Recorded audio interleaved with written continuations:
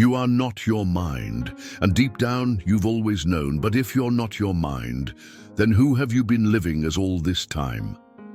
There's a voice inside your head that talks non-stop. It plans, analyzes, criticizes, compares, remembers, fears. It speaks in your language. It knows your past. It sounds like you, but it's not you. It never was.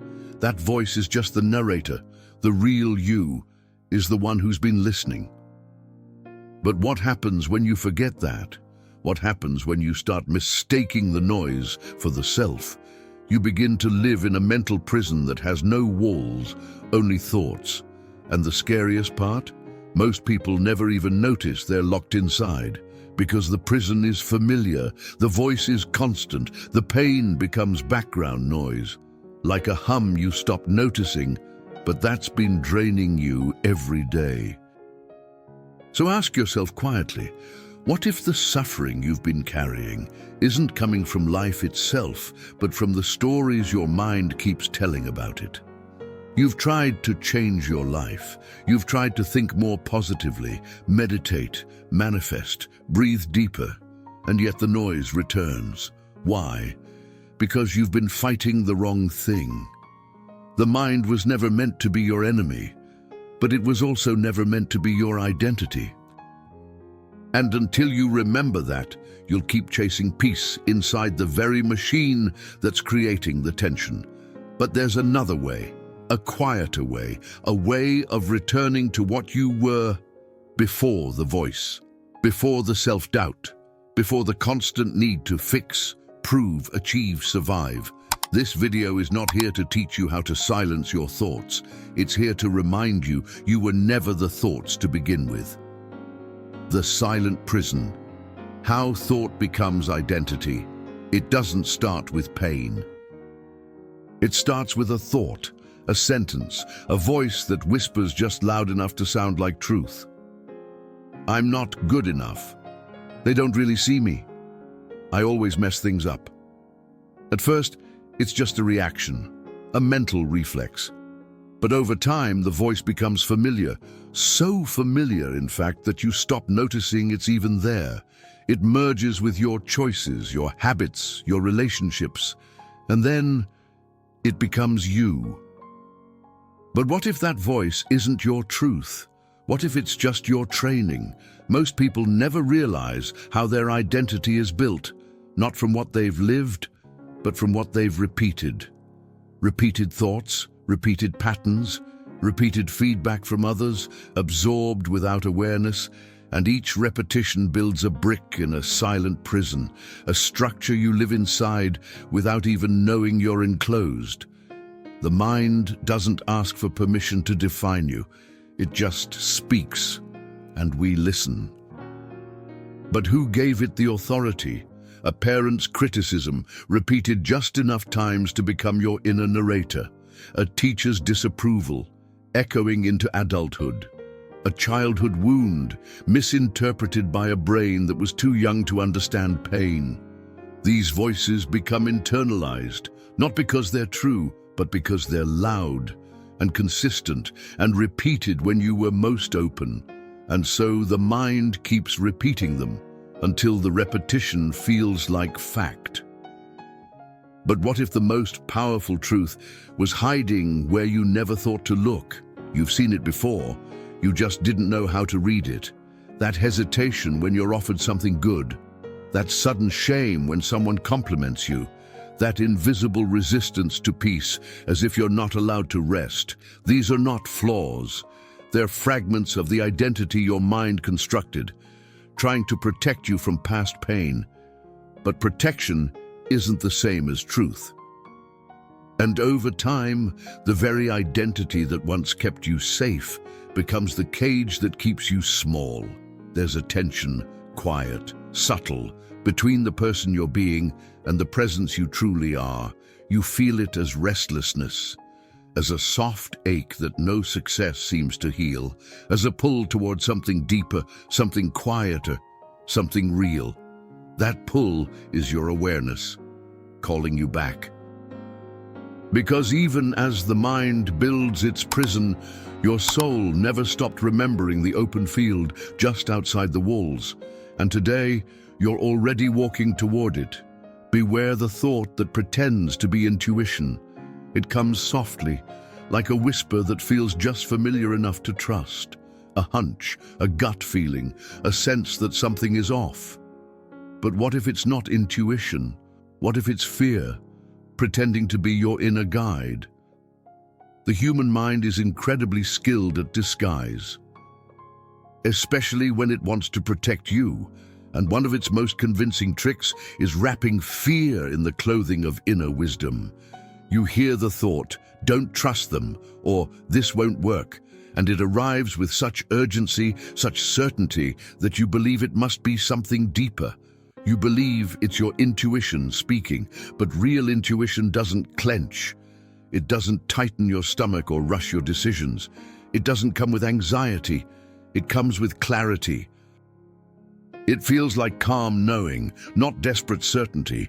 Even when it warns you, it speaks in a tone that's gentle, not panicked, steady, not sharp.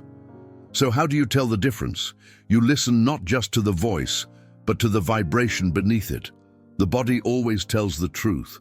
When fear speaks, your chest might contract, your breath shortens, your jaw tenses.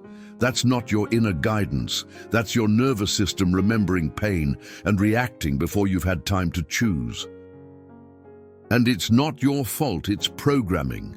Neuroscience calls it anticipatory bias, the brain's tendency to expect what it's experienced before, especially if that experience hurt. The mind isn't trying to sabotage you, it's trying to protect you, but it uses the past as its compass. And sometimes what feels like intuition is just the echo of an old wound. You've probably followed it before. Made decisions that felt right in the moment, only to realize later they weren't coming from clarity. They were coming from fear dressed as instinct. That's why slowing down matters, not to analyze, but to sense, to drop beneath the thought and feel. What part of me is speaking right now? Is it the self that remembers being hurt, or the awareness that knows I'm safe now? Because true guidance doesn't shout, it doesn't demand, it doesn't fill the mind with spinning what-ifs. It emerges when the noise settles, when the nervous system softens, when the breath returns. You've known that voice before. It's the one that didn't need proof, didn't need panic, just presence. It's always there, but you can only hear it when you stop mistaking every loud voice for your truth, the invisible error trying to silence the mind. There's a moment in almost every spiritual journey when the mind becomes the villain. You hear about stillness, about inner peace, about enlightenment, and you start to believe that if you could just stop thinking, everything would fall into place. So you try, you meditate harder, you repeat mantras, you try to chase the quiet, but the mind keeps talking, and the more you try to silence it, the louder it seems to become. This is the invisible trap, the quiet illusion that says freedom comes from muting the noise. But the real shift doesn't happen when the thoughts stop. It happens when you stop believing you are them. You're not meant to eliminate the mind, you're meant to relocate your identity, because from the seat of awareness, thought is not the enemy. It's just movement, like wind, like waves, like weather. And no one stands on a mountain yelling at the clouds to disappear. They just watch from above, still, present. The same is true within you. You can't stop thoughts from appearing, but you can stop climbing inside them. You can stop narrating every one of them as if it holds meaning. You can stop reacting to every mental flash like it's urgent. The mind is like a radio, constantly broadcasting. But you're not the station. You're the space the sound moves through. And when you remember that, everything softens. You begin to feel the space between thoughts, the stillness between the sentences, the quiet hum of presence that's always been there underneath the commentary. Try this right now, without effort.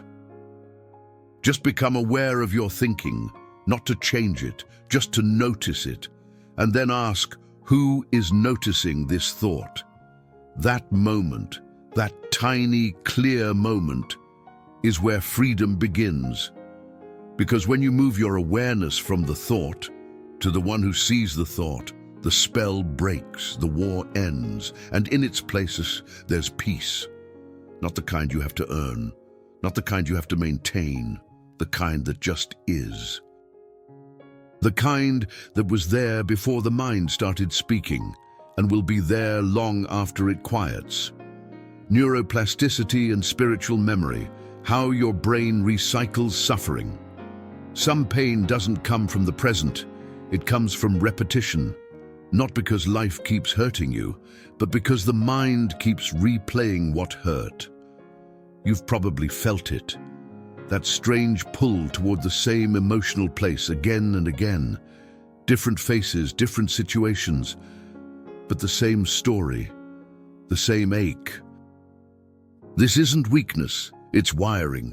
The brain, by its very nature, is designed to adapt. It changes based on repetition, a phenomenon known as neuroplasticity.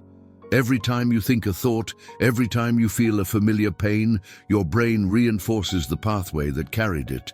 And if that thought is wrapped in emotion, the reinforcement is even stronger, so the brain learns how to suffer, not on purpose, not because it enjoys it, but because it's trying to protect you.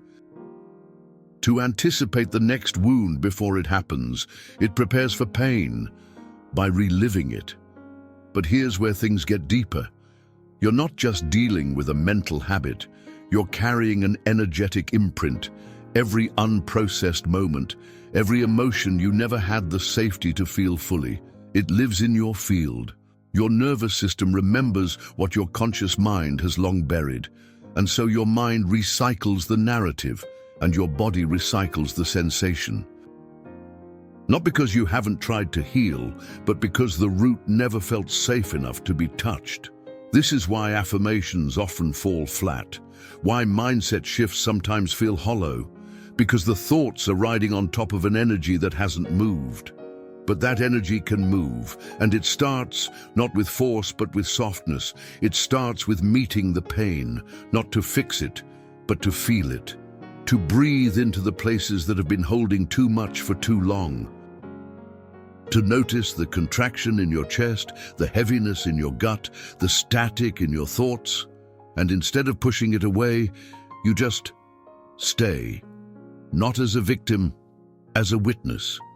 The moment you witness the pattern without merging with it, you begin to break its rhythm, you interrupt the loop, and slowly your brain learns something new, that you are not in danger, that the moment is safe, that peace is no longer a threat.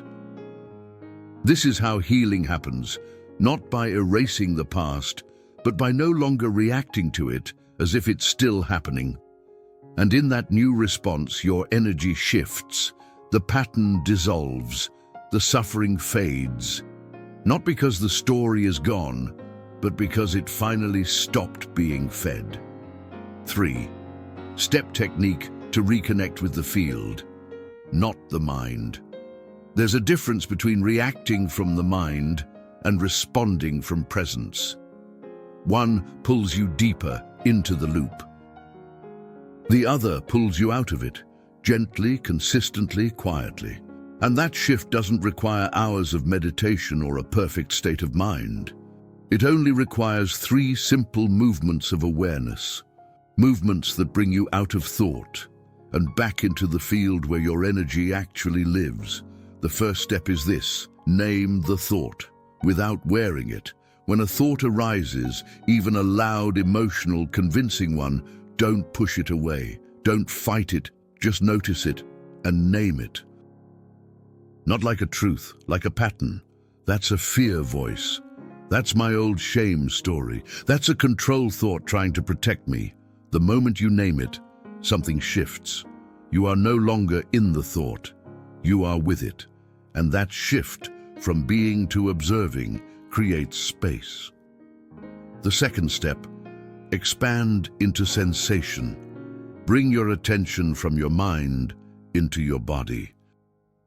What do you feel beneath the thought? Where is the tension? Can you sense your feet, your breath, your heartbeat? The body doesn't lie. It brings you into now, because presence doesn't live in ideas. It lives in the felt sense of this moment. And when you reconnect with your body, you ground yourself into a frequency the mind can't control. The third step: rest in the space before the reaction. There's a small pause, often just a second, between the thought and the impulse to act on it. That pause is sacred. It's where your freedom lives. You don't have to suppress the thought. You just have to stay with yourself long enough to remember that you don't have to obey it. And from that space, you begin to notice a different current, a different voice, one that doesn't rush, doesn't panic, doesn't shrink you, one that guides instead of shouts. That's the field. That's the awareness you forgot to inhabit. And the more you return to it, even for just a few seconds at a time, the more the mind begins to release its grip. Not because it was conquered, but because it was finally seen and no longer mistaken for the truth. This is how you come back to yourself, not with effort, with presence. What nature teaches about silent perception. There's a kind of wisdom that doesn't speak in words, and yet it says everything you need to hear. You'll find it in the forest, in a stream. In the way a single leaf moves in the wind, nature doesn't perform. It doesn't justify its being, it simply is. And in that isness, there's a mirror. Because when you stop long enough to see nature, not as scenery but as presence, you begin to remember a part of yourself that lives the same way. Watch a bird for more than a few seconds. Notice how it doesn't overthink its flight. It doesn't check its reflection before it sings. It doesn't question its timing. It responds to instinct, to rhythm, to the quiet intelligence that flows through life without needing permission. That's what silent perception feels like. It's not a thought. It's a knowing without noise, and it exists within you, under the mental commentary, behind the emotional clutter. It's the part of you that watches without needing to define, that feels without needing to explain. And nature has been calling you back to that part all along. You've just been too distracted to hear it. We've built a world that rewards the loudest voice, the sharpest take, the fastest answer. But the truth you're seeking doesn't live in urgency. It lives in stillness. And sometimes the most healing thing you can do is sit beside something that doesn't need to understand you to hold you. A tree, a river, a breeze. Let it remind you how to be without performance, how to listen without preparing a response, how to sense the world again, not with the mind, but with the whole body. Because when you learn to see like that, the noise inside begins to lose its meaning, and what's left isn't emptiness, it's clarity. The kind of clarity that doesn't solve the mind, it dissolves it. Softly, naturally, like a fog lifting at sunrise. Why most people fail? Trying to change their thoughts. There's an idea that's become spiritual law in modern culture. Change your thoughts, change your life. It sounds simple, empowering, like a formula you can apply to anything. But for many, it just doesn't work. You try the affirmations, you try to think positively, you repeat mantras in the mirror, trying to override the noise with something brighter. But deep down, you feel the tension, because something in your body knows. This new thought doesn't match the frequency you're still carrying. And here's the quiet truth most people don't say. If your energy is still vibrating in fear, shame, grief, no amount of positive thinking will land. Not because the thoughts aren't good, but because the field underneath them hasn't shifted. It's like planting a seed in frozen ground. No matter how beautiful the seed is, it won't grow there. Thoughts are surface. Frequency is root, and most people try to change the surface without ever touching the root. That's why saying, "I am worthy," can feel hollow when a part of you still believes it's not safe to be seen. That's why "I am enough" doesn't stick when your nervous system is still bracing for rejection, because you're not just trying to change your mind, you're trying to shift an entire identity that was built on survival. And that doesn't happen with words alone. It begins in presence, in the space before thought, where energy actually starts to reorganize. It begins when you allow yourself to feel what the mind usually rushes past, when you sit with the ache instead of trying to talk over it. And slowly, something changes. You stop trying to force new thoughts into a system that isn't ready to hold them. You begin to meet yourself where you actually are. And that honesty is what makes transformation possible. Not because you figured it out, but because you finally stopped pretending. From that space, new thoughts don't feel like lies, they feel like truth, finally rising from a place that's real.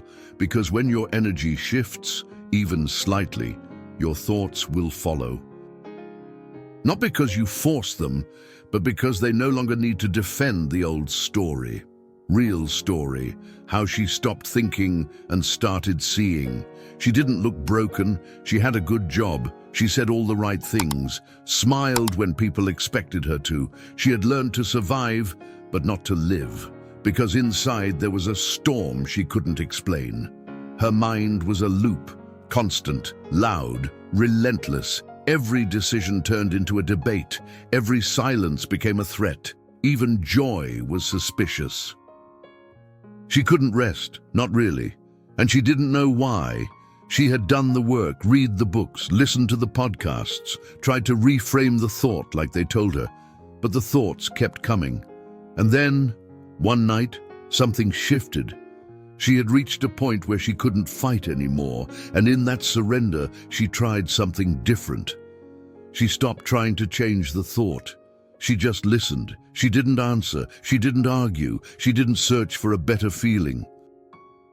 She simply sat there and let the voice speak as if it belonged to someone else. And in that moment, she saw it. Not the thought, but the space behind it. And in that space, there was peace. Not silence, not perfection, but peace. A calm that didn't need the mind to be quiet in order to exist. From that day on, things began to shift. She still had thoughts, still had bad days, but she wasn't inside them anymore.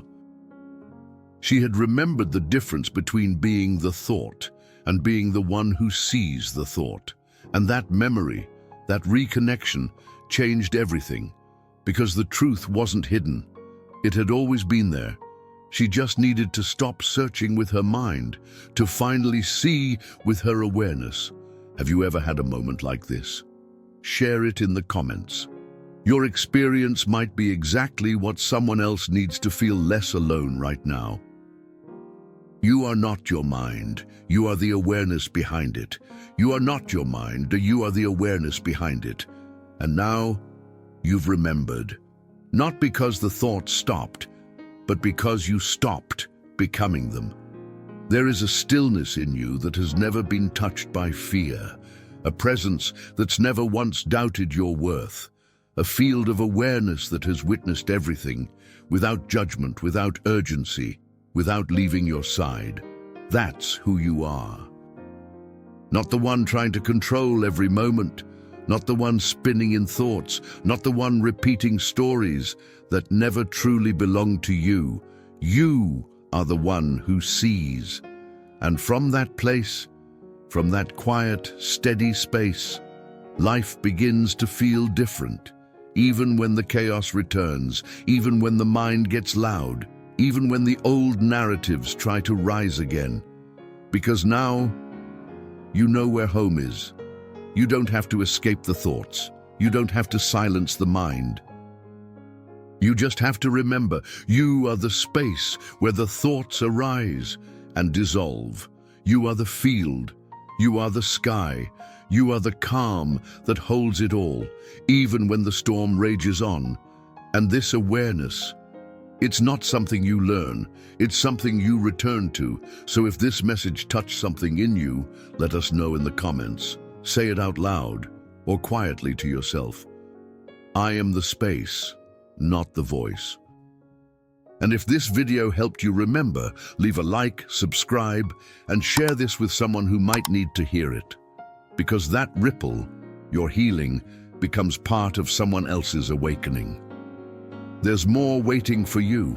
Click the next video and keep exploring with us here at Echoes of the Path, where your awareness is not only welcome, it's sacred. This is not the end. It's a beginning you've always carried within you. If this message touched something in you, it's because you already knew.